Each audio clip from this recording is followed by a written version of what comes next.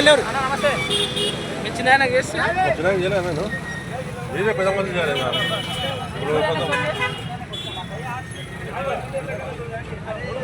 పెళ్లి ముందే వెళ్ళాడు.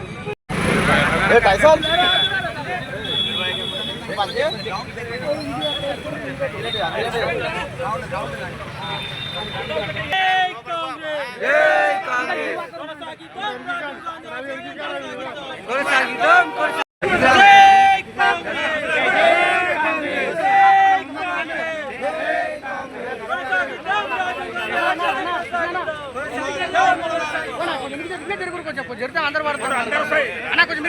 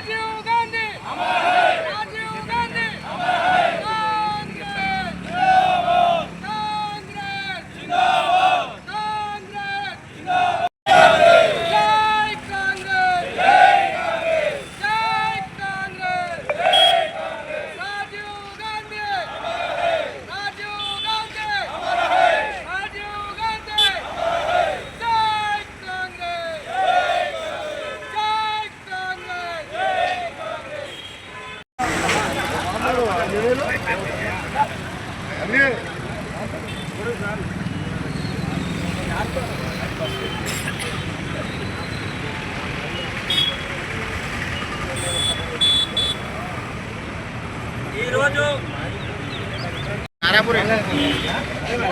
చరిత్రలో ఒక మహనీయుని కోల్పోవడం దురదృష్టకరం.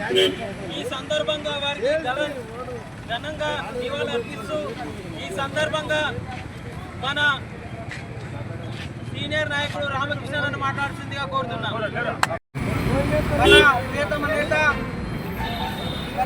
మాజీ భారత ప్రధాని స్వర్గీయ రాజీవ్ గాంధీ గారి 34వ వర్ధంతి సందర్భంగా ఈరోజు మర్కల్ మండల కేంద్రంలోని స్థానిక ఇందిరాగాంధీ చౌరస్తాలో కాంగ్రెస్ శ్రేణులు పెద్ద ఎత్తున పాల్గొని నివాళులర్పించడం జరిగింది.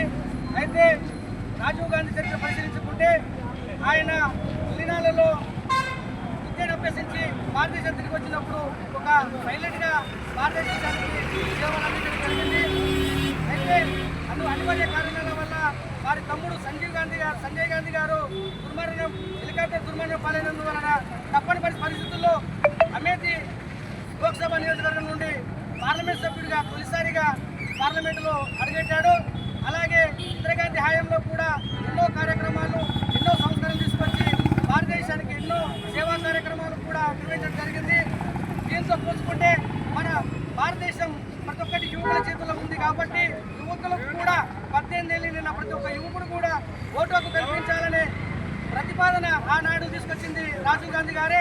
ఆనాటి నుండి అమలైంది ఇప్పటి వరకు కూడా 18 ఏళ్ళు నిన్న ప్రతి ఒక్క యువకుడు కూడా పౌరుడు కూడా మన భారతదేశ సౌతమత్వాన్ని కాపాడడానికి కోసం, అభివృద్ధి పనులు తీసుకోవడానికి కోసం వాళ్ళకి కూడా ఓటు అనే భద్రాయుధాన్ని కూడా కల్పించింది మన రాజీవ్ గాంధీ గారే. అలాగే ఐటీ విప్లవాన్ని కూడా తీసుకొచ్చింది కూడా మనకు కంప్యూటర్ పరిజ్ఞానాన్ని కానీ టెలిఫోన్ తీసుకొచ్చింది కానీ అన్ని గ్రామాలకు విస్తరించింది. ఆనాడు రాజీవ్ గాంధీ గారు చేసినటువంటి కృషి ఫలితమే ఈరోజు తాండాలలో, గూడాలలో, పల్లెటూరు మరుమూల గ్రామాలలో కూడా టెలికాం సేవలు అందుతున్నాయంటే దానికి కారణం రాజీవ్ గాంధీ గారి కృషి అది. కాబట్టి ఆయన చేసినటువంటి సేవలు, ఎన్నో కార్యక్రమాలు నేటికి తెలుసుకున్న ప్రతి ఒక్క పౌరుల పడ, ప్రతి ఒక్క ప్రజల్లో పడ గుండెల సుస్థిరమైన స్థానాన్ని సంపాదించుకున్నారు. కాబట్టి ఆయన అందరిలో పడ, అందరి మనుషుల్లో చిరస్థాయిగా నిలుపుకోవడం జరిగింది. కావున మనం కూడా రాబోయే రోజులలో ఆయన చూపిన అడుగుజాడలు నడుస్తూ మనం కూడా ప్రజలకు జోదేవుడు బాధోడుగా ఉంటూ మన ప్రజాప్రభుత్వం కల్పిస్తున్నటువంటి అనేక సంక్షేమ పథకాలను కూడా ప్రతి ఒక్కరి గడపకు అందే విధంగా, అరులకందరికి అందే విధంగా మనం ముందుకు సాగాలని, అలాగే పార్టీని కూడా బలోపేతం చేస్తూ ఆయన చూపినటువంటి మార్గంలో నడుచుకుంటూ దేశ భద్రత కోసం, దేశ సౌభ్యత్వం కోసం, దేశ ప్రగతి కోసం కూడా అందరూ కూడా నడుము కట్టి ముందుకు సాగాల్సిన అవసరం ఉందని ఈ సందర్భంగా తెలియజేస్తూ నాకు ఇచ్చిన అవకాశానికి పెద్దల ధన్యవాదాలు తెలుస్తున్నాను. రాజీవ్ గాంధీ మొదటి సందర్భంగా కాంగ్రెస్ పార్టీ నాయకులకు కార్యకర్తలకు అందరికీ ధన్యవాదాలు. రాజీవ్ గాంధీ 34వ వర్ధంతి సందర్భంగా మనకు రాజీవ్ గాంధీ అంటే యువతకు చేతులు ఇచ్చినవాడు, అలాగే రాజీవ్ శక్తి మొదలుపెట్టిన వ్యక్తి రాజీవ్ గాంధీ గారు. ఎన్నో అభివృద్ధి కార్యక్రమాలు ఆ దేశం కొరకు పాటుపడే వ్యక్తులు రాజీవ్ గాంధీ ఉన్నారు. ఆయనకు ఇంత తెలంగాణ ఇవ్వాల్సిన కార్యక్రమం అందరికీ హృదయపూర్వక ధన్యవాదాలు తెలుపుకుంటూ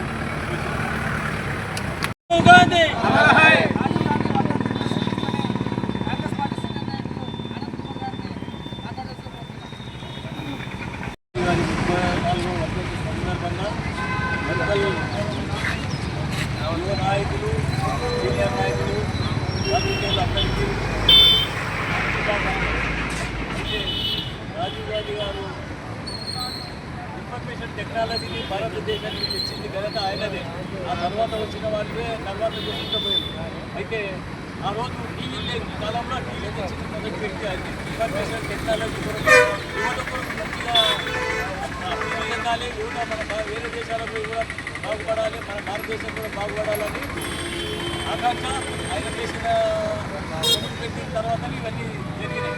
కాబట్టి ఆయన యువతకు ప్రాధాన్యం ఇచ్చిండు. ఈరోజు కూడా నాయకులు కూడా యువతకు మంచిగా వాళ్ళకు సపోర్ట్ చేసి భారతదేశాన్ని ముందుకు తీసుకుపోవాలని కోరుకుంటున్నాను. భారత దేశ మాజీ ప్రధానమంత్రి మన రాజీవ్ గాంధీ గారు ఆ రోజు సామాజిక అభివృద్ధి కానీ క్రీడాపరంగా కానీ ఎన్నో కార్యక్రమాలు విజయంగా కొనసాగించి ఈరోజు యువకులకు మార్గదర్శకంగా నిలబడి ఆ రోజు నుండి ఈ రోజు వరకు కూడా రాజీవ్ గాంధీ మార్గంలో యువకులు అందరూ ముందుకొచ్చి కాంగ్రెస్ పార్టీలో విజయంగా కొనసాగుతున్నారు. అదేవిధంగా ముందు కాంగ్రెస్ పార్టీని ముందుకు తీసుకెళ్ళడానికి ప్రతి ఒక్క కార్యకర్త కూడా కృషి చేయాలని నా మనవి. ఈ ఉపన్యాసం ఇచ్చిన ఈనాటి సమావేశానికి వచ్చేసిన కార్యకర్తలకు, నాయకులకు, అభిమానులకు, ప్రెస్ అసోసియేషన్ నాయకులకు అందరికీ హృదయపూర్వక ధన్యవాదాలు తెలియజేస్తూ, మన స్వర్గీయ రాజీవ్ గాంధీ భావి ప్రదాత, ఈ దేశానికే ఎవరు చేయలేనిది, కని విని వెరగనిది, ఈ దేశానికి ఎన్నో సేవలు, ఎన్నో కార్యక్రమాలు ఎన్నెన్నో చేసిండ్రు. అలాంటి వ్యక్తి మన మధ్యన ఈ దేశంలో లేకపోవడం వల్ల అదొక తీరని లోటు, దాన్ని ఎవరు తీర్చలేము.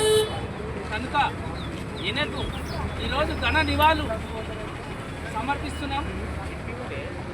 జై కాంగ్రెస్, జై కాంగ్రెస్, కాంగ్రెస్, జై కాంగ్రెస్, జై కాంగ్రెస్, జై కాంగ్రెస్. ఈరోజు భారతదేశ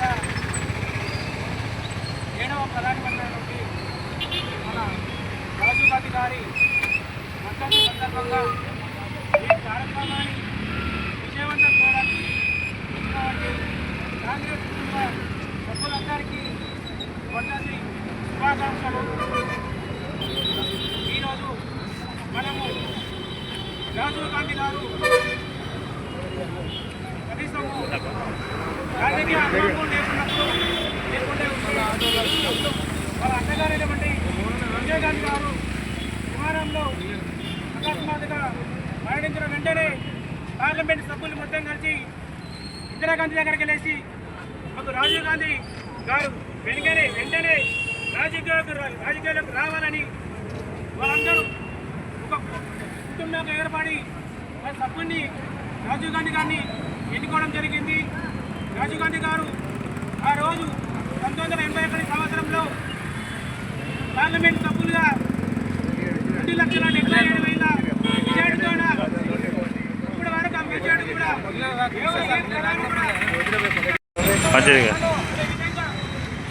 మంచిది జరగా